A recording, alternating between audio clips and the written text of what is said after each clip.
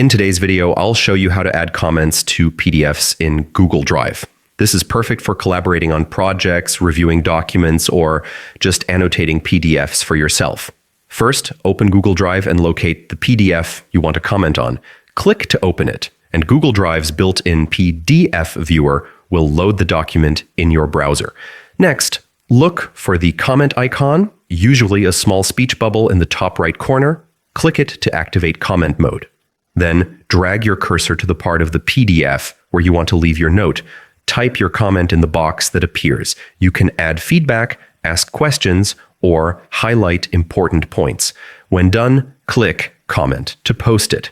Your comment will now be visible to anyone who has access to the document, and they can reply or resolve it as needed. And that's it.